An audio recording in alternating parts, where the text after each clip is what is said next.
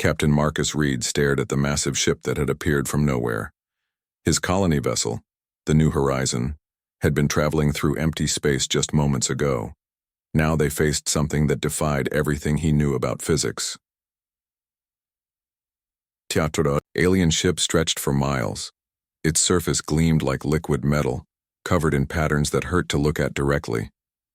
Strange lights pulsed along its hull in rhythms that made Marcus feel dizzy. He had commanded ships for 20 years, but nothing had prepared him for this. "Captain, they're scanning us," reported Lieutenant Torres from the communication station. Her voice shook slightly. "The scanners are picking up energy signatures we don't recognize." Marcus gripped his command chair. Behind him, the bridge crew worked frantically at their stations. The New Horizon carried 15,000 colonists bound for Kepler 442b. Families, children, scientists, farmers, all hoping for a new life among the stars. Now they faced the unknown. "Any response to our communication attempts?" Marcus asked. "Nothing on standard frequencies," Torres replied. "Wait, Captain, I'm receiving something now. It's not radio waves. The signal is going directly into my head." Other crew members began nodding, their eyes growing wide. Marcus felt it too. A voice speaking inside his mind without using his ears. The words formed clearly, though the accent was strange and cold. "Primitive vessel, you will comply with boarding procedures. Resistance is futile and will result in destruction of your craft. Prepare for neural compliance processing." Marcus stood up straighter. Years of military training kicked in. Whatever these aliens wanted, he wouldn't let them harm innocent people. "This is Captain Marcus Reed of the human colony ship New Horizon. State your intentions and identify yourselves." The mental voice returned, carrying what sounded like amusement. "I am Overseer Kethvar of the Zephyrian Empire. Your species designation is unknown to our records. You will be processed according to standard protocols. Neural dampeners will be installed to ensure proper behavior." "We're peaceful colonists," Marcus said aloud, hoping the aliens could hear him. "We mean no harm to anyone. Your intentions are irrelevant. Your compliance is required." The alien ship moved closer. Up close, Marcus could see it was even larger than he had thought. Sections of its hull began to glow, and he felt a strange, tugging sensation in his mind. Around the bridge, crew members began to sway on their feet. "Captain," Torres called out, "I'm feeling strange, like something is pushing into my thoughts." Marcus felt it too, a pressure building behind his eyes, making his thoughts feel fuzzy. He tried to focus, but it became harder with each passing second. "All hands, prepare for emergency procedures. Get the colonists to the shelters." But even as he gave the orders, Marcus knew they were too late. The alien technology was already affecting his crew. One by one, they stopped their frantic activity and stood still. Their faces became blank, their eyes distant. Bright lights began streaming from the alien vessel. The lights passed right through the New Horizon's hull as if it wasn't there. Marcus watched in horror as the beams touched his crew members. Where the light touched them, their expressions became even more vacant. "No," Marcus whispered, fighting against the growing pressure in his head. "I won't let you hurt them."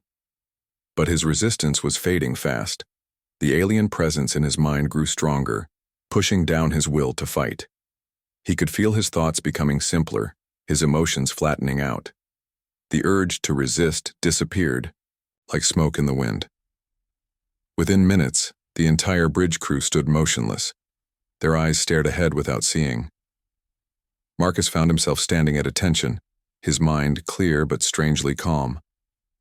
The anger and fear he had felt just moments ago seemed unimportant now. Overseer Kethvar materialized on the bridge. The alien was tall and thin, with pale blue skin and large black eyes. He wore robes that seemed to shift color as he moved. In one hand, he carried a device that hummed with soft energy. "Another successful acquisition," Kethvar said to himself, making notes on his device. Neural patterns show typical resistance followed by compliance, standard humanoid configuration, suitable for labor assignments. He walked among the crew, examining them like a farmer checking livestock. When he reached Marcus, he paused. "You are the leader?" "Yes, Overseer. Marcus heard himself say. The words came out automatically. Part of his mind screamed in protest, but that part felt very far away. Good. You will help process the others. Your species shows adequate physical development for mining operations. The Empire always needs workers for the deep excavations. Kethvar tapped his device, and Marcus felt new thoughts flowing into his mind. Procedures for organizing humans into work groups, safety protocols for mining equipment, dietary requirements and sleep schedules. All of it felt as natural as breathing. The neural dampeners are functioning perfectly, Kethvar noted. Aggressive impulses suppressed, independent thought limited to operational requirements. Another species joins the Empire's workforce. Through the ship's viewports, Marcus could see similar lights playing over other sections of the new horizon. In the passenger areas, 15,000 colonists were receiving the same treatment. Families stood together in perfect silence. Children who should have been crying stood still as statues. Scientists and engineers who had spent years planning for their new world now waited patiently for new orders. Kethvar activated a communication device. Command. This is Overseer Kethvar reporting completion of acquisition operation. Species designation, human. Population captured, 15,000 individuals. Neural compliance, 100%. Requesting assignment of work details. A voice responded from the device. Acknowledged, Overseer. Transport Group 7 to Mining World Xerion 4. Group 8 to Industrial Complex Beta Prime. Remainder to agricultural stations in Sector 12. Standard processing complete. Understood, Command. Another successful day for the Empire. Kethvar looked around the bridge with satisfaction. In over 2 centuries of service, he had processed more than 40 different species. Each one had followed the same pattern: initial resistance, then complete surrender to Zephyrian neural technology. The humans had been no different. As the alien ship began tractoring the new horizon toward processing stations, Marcus stood with his crew in perfect silence. Deep in his mind, a tiny part of him still fought against the neural controls. But that part was locked away, buried under layers of artificial calm. The Zephyrian Empire had conquered hundreds of worlds using the same methods. Their neural dampeners had never failed to break the will of any species. Why should humans be any different? Kethvar began preparations for transport. The humans would be sorted by physical capability and assigned to various work sites across Zephyrian space. The process was efficient and had worked the same way for thousands of years. Within hours, the new horizon was docked at Processing Station Alpha. Zephyrian technicians swarmed aboard, cataloging the new slaves and preparing them for transport. The colonists walked in orderly lines, their dreams of a new world replaced by simple obedience. Marcus found himself assigned to lead a mining crew on a distant world. As he was loaded onto a transport ship with 99 other humans, he felt nothing but acceptance. The neural dampeners had done their work perfectly, or so it seemed. The Zephyrians had conquered many species, but they had never encountered one quite like humanity. They had no way of knowing that human brains were different, shaped by millions of years of evolution, warfare, and survival against impossible odds. As the transport ships carried their human cargo toward the mining worlds, Overseer Kethvar filed his final report. Another successful acquisition. Another species broken and controlled. He had no idea that he had just made the biggest mistake in the Empire's long history. 6 months had passed since the humans arrived at mining station Xerion 4. The facility stretched deep into the planet's crust, extracting rare minerals that powered Zephyrian weapons and ships. Captain Marcus Reed, now designated as mining supervisor, 7 Alpha, led his crew through the daily routines without question. The work was hard but manageable. The humans operated massive drilling machines and transport vehicles with the same quiet efficiency they showed in everything else. Their Zephyrian overseers were pleased with the results. Humans proved to be excellent workers, strong, adaptable, and completely obedient. Marcus stood in Tunnel Section 12, watching his crew operate a new deep-core drill. The machine bit into rock formations that had formed billions of years ago. Strange crystals sparkled in the exposed stone, and the air hummed with energy from the mineral deposits. Drill deeper, Marcus told his crew member, Sarah Chen. She had been a Marine lieutenant on the New Horizon. Now she operated heavy machinery with the same precision she had once used on weapons. Sarah nodded and adjusted the controls. The drill pushed further down, sending vibrations through the tunnel floor. As it worked, something unexpected happened. The lights in the tunnel began to flicker. "Supervisor," called out Tom Wilson, another former Marine. "The drilling equipment is showing power fluctuations." Marcus walked over to check the readings. The energy levels were jumping wildly. "Continue drilling. Report fluctuations to maintenance later." But the fluctuations got worse. The drilling machine began making strange noises.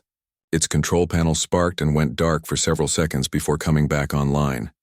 The overhead lights dimmed and brightened in random patterns. Sarah stepped back from the drill controls, blinking rapidly. For just a moment, her face showed confusion instead of the usual blank calm. "Sir, something feels wrong." The words surprised both of them. Since the neural dampeners had been installed, none of the humans had expressed personal feelings.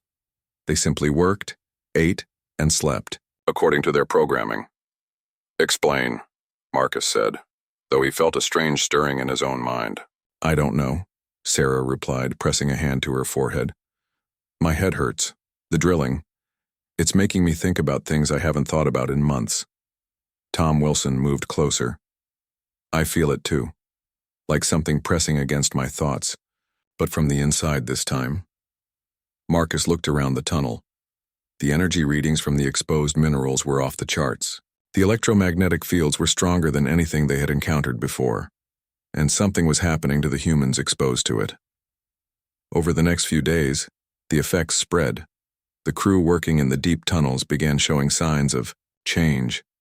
They still performed their duties, but small things were different. A worker might pause and look around as if seeing the place for the first time. Another might ask questions that went beyond simple work requirements. Sarah was the first to remember her past clearly. She was checking mineral samples when memories flooded back. Earth, the colony mission, the capture, the feeling of her mind being locked away. The shock of it made her stumble. "I remember," she whispered to herself. "I remember who I was." She looked around carefully. The Zephyrian overseers were busy in other sections. The tunnel was filled with the electromagnetic interference that seemed to weaken whatever controlled their minds. Sarah moved closer to Marcus.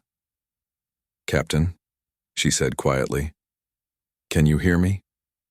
Really hear me?" Marcus turned toward her. For a moment, his eyes were the same blank stare as always. Then something shifted. His expression became alert and aware. "Sarah? Lieutenant Chen?" "Yes, sir. I think we're waking up." Over the following weeks, more humans in the deep mining sections began to recover their memories and personalities. But they were smart enough to hide it. They had learned to act the same as before when the overseers were watching. During breaks and shift changes, they found ways to communicate. The awakened humans discovered they weren't alone. Tom Wilson made contact with other mining crews.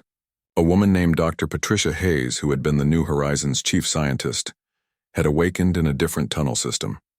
Slowly, carefully, they built a network of aware humans throughout the facility. They learned disturbing things about their situation. The minerals they were mining were used to build weapons for the Zephyrian military, the same weapons that would be used to conquer other worlds and enslave other species. They were being forced to help the Empire expand its reach across the galaxy. Dr. Hayes made the most important discovery. While studying the mineral samples during her official duties, she realized what was happening. The electromagnetic fields from these deposits are interfering with our neural implants, she explained during a secret meeting. The dampeners weren't designed to handle this kind of energy. "So we're actually breaking free?" Sarah asked. "More than that," Hayes replied. "I think our brains are adapting, learning to work around the controls. I've never seen anything like it in any other species." Marcus felt a mixture of hope and anger building in his chest, emotions he hadn't experienced in months. "How many of us are awake?" Maybe 200 so far, Tom reported. All in the deep sections where the interference is strongest, but Captain, we have to be careful. If the Zephyrians find out, they all knew what would happen. The aliens would either install stronger controls or simply eliminate the humans, who couldn't be properly controlled. But Sarah had been thinking about something else. Sir, what about the other humans? The ones sent to different facilities? Marcus nodded grimly. 15,000 people scattered across Zephyrian space. If the neural controls are weakening here, they might be weakening elsewhere too. The group began planning. They needed to find ways to communicate with other human groups. They needed to understand more about how the neural dampeners worked. Most importantly, they needed to stay hidden while they figured out what to do next. Dr. Hayes volunteered for the most dangerous job. Using her access to the facility's computer systems, she began researching Zephyrian technology and Imperial records. What she found made her sick with rage. Humanity wasn't the first species to be enslaved. The Zephyrians had been doing this for thousands of years. Dozens of intelligent races had been conquered and turned into workers. The Empire used each enslaved species to help conquer the next one. They're not just keeping us as slaves, Hayes reported to the group. They're turning us into tools to enslave others. Every weapon we help build, every facility we construct, it all gets used to expand their empire. Sarah clenched her fists. The neural dampeners had suppressed her anger for months, but now it came rushing back with interest. How many species have they destroyed this way? At least 40, that I can find records of, maybe more. The awakened humans looked at each other with growing determination. They weren't just prisoners. They were unwilling accomplices in galactic oppression. Every day they worked was another day they helped the Empire grow stronger. We have to stop this, Marcus said. Not just for us, but for every species they plan to conquer next. But how? Tom asked. We're just a few hundred people on one mining world. They have an entire empire. Sarah smiled for the first time in months. It wasn't a pleasant smile. We're not just any people, we're humans. And humans don't stay down when you hit them. They get back up and hit harder. As the group dispersed back to their duties, each member carried new purpose. They would continue to wake up more humans. They would learn everything they could about Zephyrian technology. And somehow they would find a way to strike back. The Zephyrians thought they had broken humanity's spirit. They were about to learn just how wrong they were. In the deepest tunnels of Zerion 4, surrounded by the very minerals that were setting them free, the humans began to plan their revenge. The Empire had made many enemies over the millennia, but they had never faced an enemy quite like this. They had never faced humans who remembered what freedom felt like.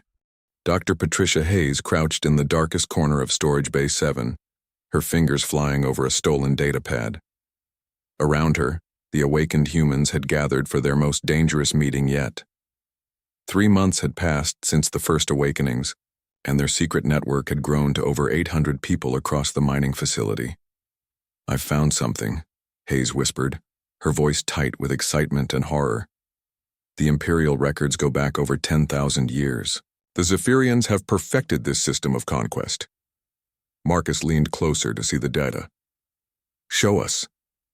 Hayes activated a holographic display that showed star maps spanning half the galaxy. Dozens of worlds were marked in red. Each mark represents a species that was conquered and enslaved. The Dreknari were first, a warrior race that now builds Zephyrian battle fleets. The Veltans create their communication networks. The Karathi serve as enforcers and guards. Sarah studied the pattern. They use each species against the next ones. Exactly. The neural dampeners don't just make slaves, they make weapons. Every conquered race becomes part of the machine that conquers others. Hayes scrolled through more data. But I found something else. Something the Zephyrians don't know about us. She pulled up brain scan data that made the group gasp. The neural patterns were unlike anything they had seen before.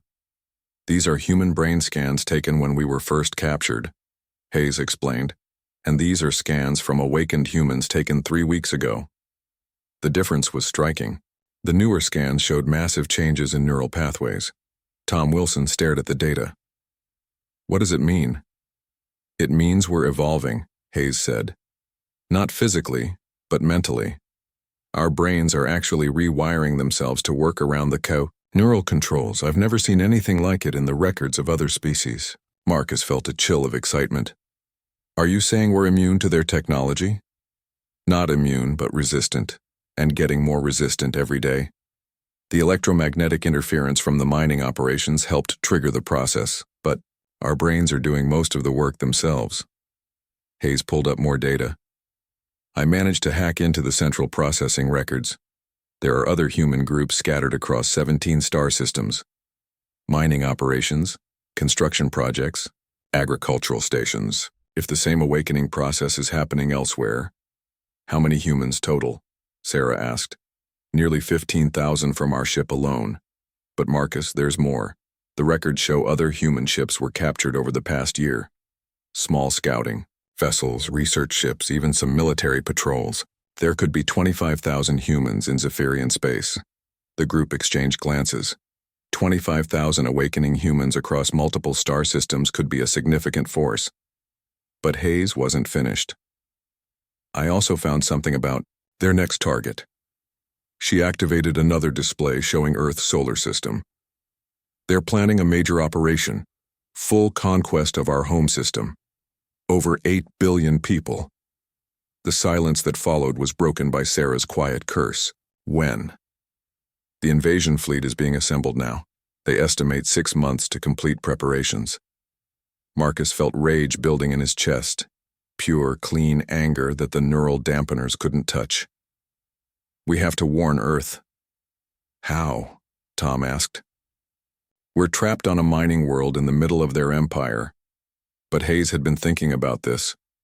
I made contact with someone, another prisoner, but not human. She gestured toward the shadows at the back of the storage bay. A figure stepped forward, tall, thin, with the same blue skin as their captors. The humans tensed, ready to fight, but Hayes held up a hand. This is Veltar. She's a Zephyrian scientist, and she wants to help us. The alien woman moved slowly, her hands visible and empty. When she spoke, her voice carried none of the cold arrogance they had heard from other Zephyrians. Instead, she sounded tired and ashamed. I have studied neural control technology for 60 years, Veltar said. I helped design the current generation of dampeners. I believed we were bringing order to the galaxy. What changed your mind? Marcus asked, his hand still near the mining tool he could use as a weapon. The children, Veltar replied simply. I saw what we did to the children of conquered species. We told ourselves we were preventing war, bringing peace, but we were destroying everything that makes life worth living. Sarah stepped forward. Why should we trust you? Because I can give you something no other species has ever had. Veltar activated her own datapad. Complete technical specifications for neural dampener technology, manufacturing locations, central control systems, everything. The humans stared at the data. It was more detailed than anything Hayes had been able to steal. There's more, Veltar continued. I'm not the only Zephyrian who questions what we've become. There are others, scientists, technicians, even some military officers. We've been watching your species with great interest. Why? Marcus asked. Because you're the first to show this level of resistance. Other species eventually accept their fate completely. Even when the dampeners weaken, they don't fight back. But humans... Veltar paused. Humans get angry. You don't just want freedom, you want justice. Hayes looked at the technical data with growing excitement. With this information, we could disable the neural controls on other species, free the entire slave population. That's exactly what I'm hoping for, Veltar said. But it won't be easy. The control systems are heavily guarded. The manufacturing facilities are protected by automated defenses. And if the High Command realizes what's happening, they'll start killing slaves rather than risk losing control, Marcus finished. Yes, we would have one chance. It would have to be coordinated across multiple systems simultaneously. Sarah studied the star charts showing human prisoner locations. Our people are spread across 17 systems. Even if they're all awakening like us, how do we coordinate something that big? Veltar smiled. The first time any of them had seen a Zephyrian show genuine emotion. The same way your species has always communicated across vast distances, you'll find a way. Over the next few weeks, the group worked frantically to develop a plan. Hayes and Veltar analyzed the technical data, looking for weaknesses in the Zephyrian systems. Marcus and Sarah organized the awakened humans into action teams. Tom coordinated with other human groups using hidden communication methods they developed. They discovered that Veltar was right. The awakening was happening everywhere humans were imprisoned. The electromagnetic interference from various industrial operations was triggering the same neural adaptation across multiple worlds. Groups of aware humans were forming in mining colonies, construction sites, and agricultural stations throughout Zephyrian space. But they also learned something terrifying. The humans weren't just building weapons and facilities. They were being used to construct the very ships that would invade Earth. Every day they worked was another day closer to their homeworld's destruction. "We're not just slaves," Marcus told the group during one meeting. "We're being forced to help them destroy our own species." "Then we stop helping them," Sarah said firmly. "And we start hurting them instead." Hayes looked up from her technical analysis. "I think I know how. But it's going to require us to get off this world and reach other human groups directly." "How do we escape from a heavily guarded mining facility?" Tom asked. Veltar activated another display. "You don't escape. You liberate it. And then you use their own ships to reach the other facilities." The plan that emerged was ambitious beyond anything the humans had imagined. They would simultaneously capture multiple facilities, free other enslaved species, and turn the Empire's own infrastructure against itself. It would require precise timing, complete commitment, and enormous risk. "If we fail," Marcus warned, "they'll hunt down every human in the galaxy." "If we don't try," Sarah replied, "Earth dies in 6 months." As the group prepared to disperse, Veltar made one final revelation. "There's something else you should know about your species. The neural resistance you're showing. It's not just random adaptation." "What do you mean?" Hayes asked. "Your evolutionary history. Millions of years of warfare, survival, competition. Your brains developed differently from other species. You're literally evolved to resist control and fight back against oppression." Marcus felt a grim smile cross his face. "So you picked the wrong species to enslave?" "Yes," Veltar agreed. "The Empire has made many mistakes over the millennia, but enslaving humanity may be the last mistake they ever make." As the humans returned to their duties, each carried new knowledge and purpose. They weren't just prisoners anymore. They were a weapon pointed at the heart of an empire that had oppressed the galaxy for thousands of years. The Zephyrians thought they were using humans to build their conquest fleet. They had no idea they were actually building their own destruction. The rebellion began at exactly 0300 hours across 17 star systems, timed to the second using the Zephyrians' own communication networks. On mining station Zerion 4, Marcus Reed stood in the central control room, watching the countdown on "A stolen data pad reached 0. Now," he whispered into his communication device. Across the facility, 800 awakened humans moved into action with military precision. Sarah Chen and her team struck the main power plant, using modified mining equipment to overload the energy grid. The facility's lights flickered and died, replaced by the red glow of emergency systems. In the guard barracks, Tom Wilson led a group of former Marines through corridors they had memorized during months of careful planning. The Zephyrian guards were caught completely off guard. Their neural control technology had worked perfectly for thousands of years. The possibility of a coordinated slave uprising had never occurred to them.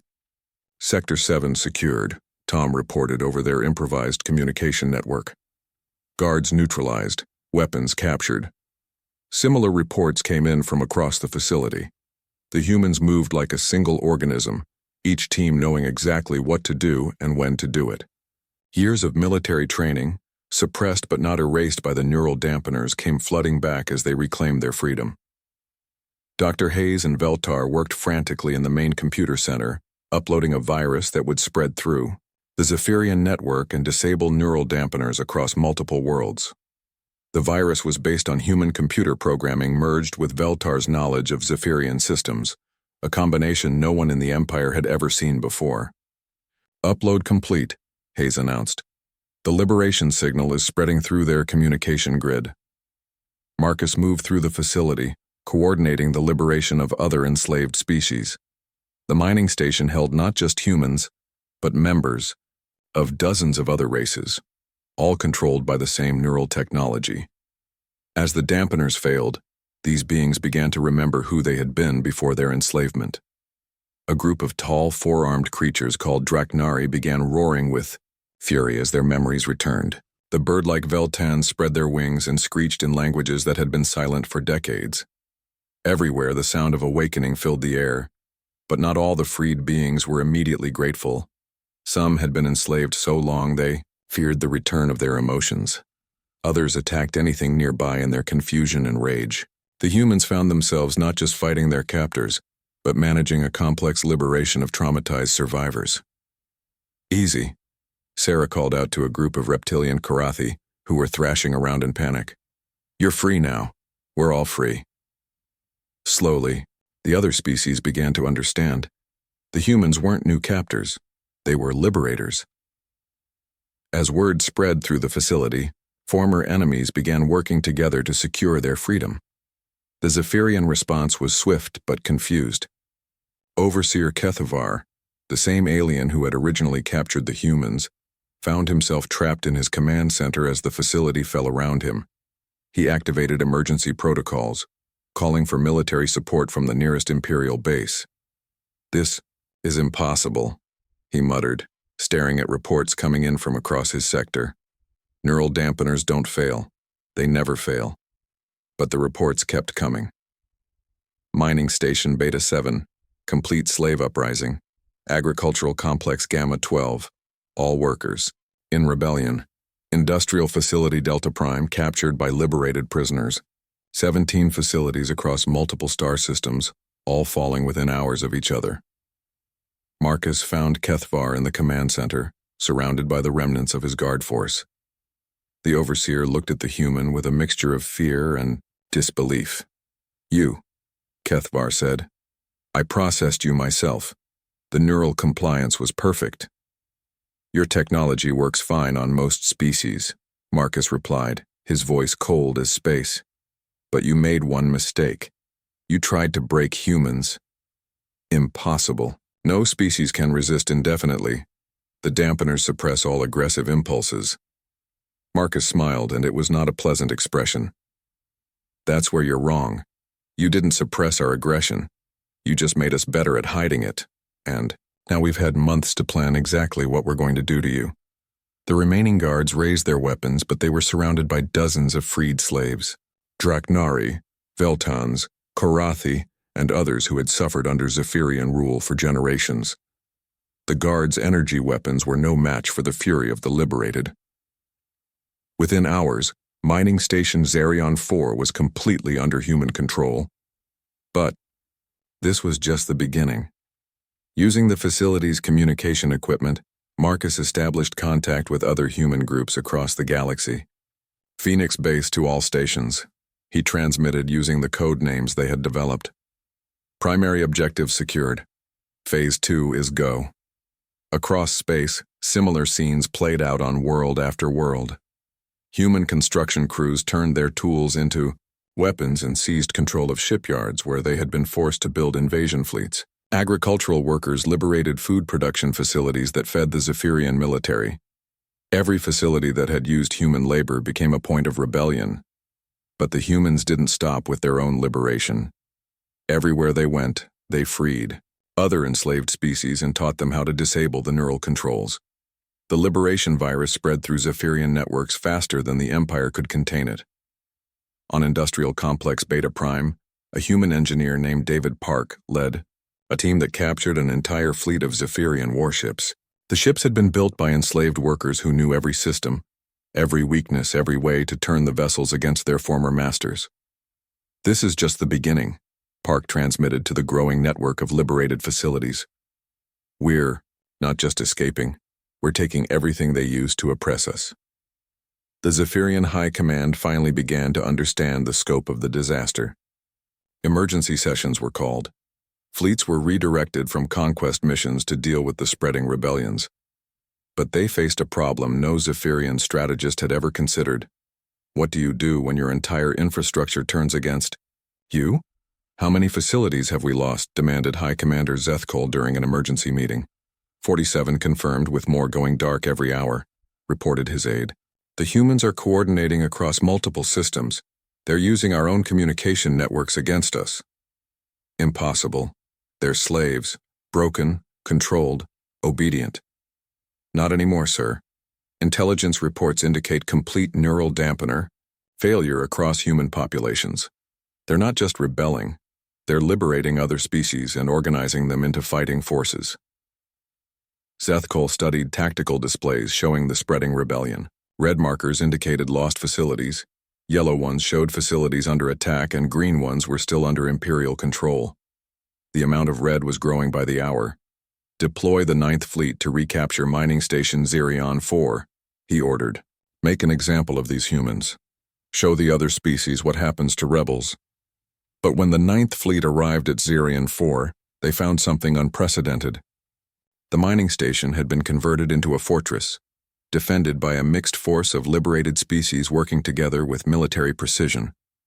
The space around the facility buzzed with captured Zephyrian ships now operated by former slaves. The battle was fierce but brief. The Imperial fleet was designed to fight other organized militaries, not the desperate fury of beings fighting for their freedom.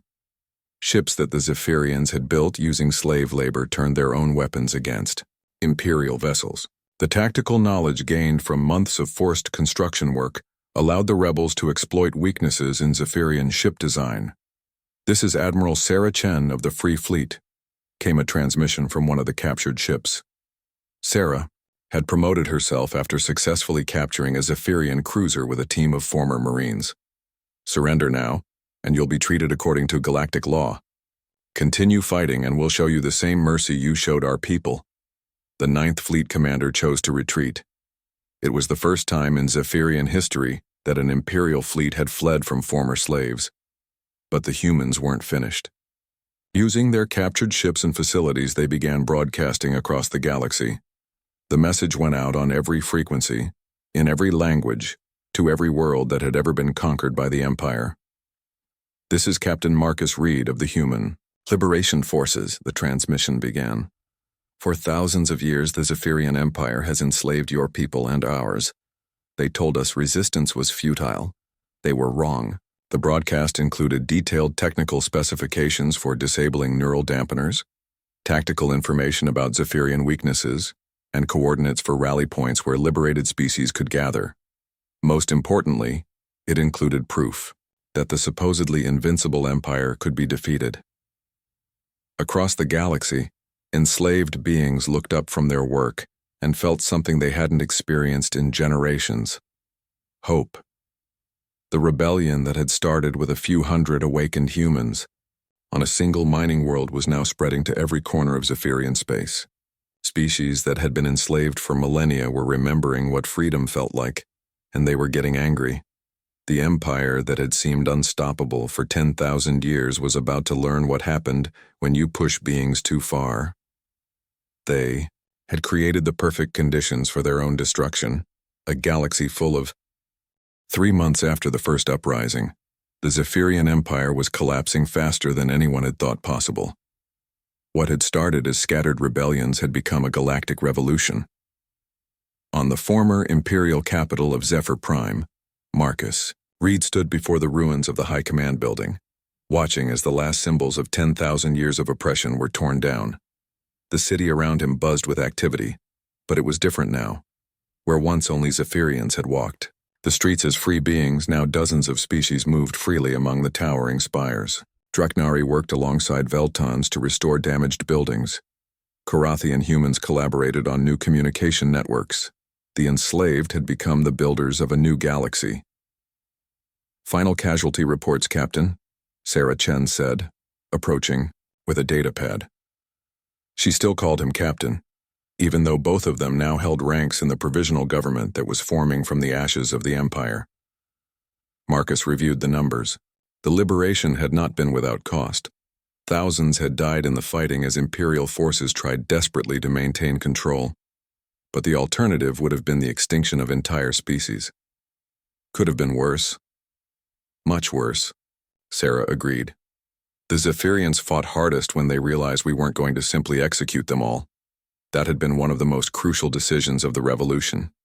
When the tide turned and Imperial forces began surrendering en masse, many of the liberated species had called for complete extermination of their former oppressors. The fury of beings freed after generations of slavery was understandable. But Marcus and the other human leaders had argued for a different approach. Revenge would make us no better than them, Marcus had told the War Council. But justice, real justice, that's something else entirely. The justice they implemented was more terrifying to the Zephyrians than execution would have been. Using modified versions of their own neural technology, the worst war criminals were fitted with devices that let them experience exactly what their victims had felt. Overseer Kethvar now worked in a reconstruction crew, his neural patterns adjusted so that he felt the full emotional weight of every family he had torn apart, every life he had destroyed. The irony was not lost on anyone. The technology designed to create perfect slaves was now being used to create perfect understanding of the harm that slavery caused. The war crimes tribunals are finishing up, Sarah reported. Most of the Imperial leadership will spend the rest of their lives in rehabilitation programs. The scientists and engineers who cooperated, like Veltar, are being given positions in the new government. Marcus nodded. Veltar had become one of the most important figures in the transition, helping to design systems that would prevent any future return to slavery. Her knowledge of Zephyrian technology, combined with human insights about resistance and freedom, was creating innovations that neither species could have achieved alone. What about the invasion fleet? Marcus asked. Completely disabled. The ships that were being built to attack Earth are now being converted into exploration and colonization vessels. We're sending them back to human space with messages of what happened here. The planned invasion of Earth had been stopped before it could begin. When the rebellion started, every facility involved in building the invasion fleet had been liberated. The massive armada that was supposed to enslave humanity's homeworld instead became a symbol of liberation. Ships built by slaves turned into vehicles of freedom. But perhaps the most important change was happening in the minds of the liberated beings themselves. For the first time in millennia, dozens of species were working together as equals rather than as slaves and masters. The Galactic Council that was forming looked nothing like the old Empire. The Draknari delegation wants to discuss military cooperation agreements, Sarah continued. The Veltons are offering to share their communication technology freely with all species. Even some of the smaller groups are contributing. The Rillan have offered to establish trade networks that don't depend on slave labor. Marcus walked to the window of what had once been the High Command's war room. Below, in the plaza where Zephyrian ceremonies had once celebrated new conquests, representatives from 60 different species were meeting to design a new form of government. It was chaotic, loud, and often frustrating, but it was also free. Any word from the exploration teams? He asked. They're finding more than we expected. Hidden facilities, secret research stations, even some worlds that had managed to resist conquest for centuries. The Empire was bigger than we knew, but also more fragile. Once the neural control networks went down, everything fell apart quickly. The speed of the collapse had surprised everyone. The Zephyrian Empire had seemed invincible, but it had a fatal weakness. It depended entirely on its ability to control other beings. When that control failed, there was nothing left to hold the system together. A communication chime interrupted their conversation. Tom Wilson's face appeared on the holographic display, transmitted from a ship somewhere in the Outer Rim territories. Marcus, we found something you need to see, Tom said without preamble. His expression was grim. What is it? Remember those missing exploration ships from human space? The ones that disappeared before our colony vessel was captured? We found them. All of them. Marcus felt a chill. Survivors? Oh, there are survivors. All right, about 3,000 humans scattered across a dozen hidden facilities, but Marcus... Tom paused. These people have been enslaved for over 3 years. Their neural dampeners are different. Older, more powerful. They're not awakening like we did. The implications hit Marcus immediately. If there were human populations that couldn't break free from neural control, they would need active liberation. And if the Zephyrians had been experimenting with different control methods for years, there might be other hidden populations across the galaxy. We're organizing rescue operations, Tom continued. But we're going to need the new fleet for this. Some of these facilities are heavily defended. Do whatever it takes, Marcus replied. We don't leave anyone behind. After Tom signed off, Marcus and Sarah stood in silence for a moment. The revolution was far from over. There would be years of work ahead, finding hidden slave populations, rebuilding shattered worlds, establishing new forms of government that prevented future tyranny. Do you think we did the right thing? Sarah asked quietly.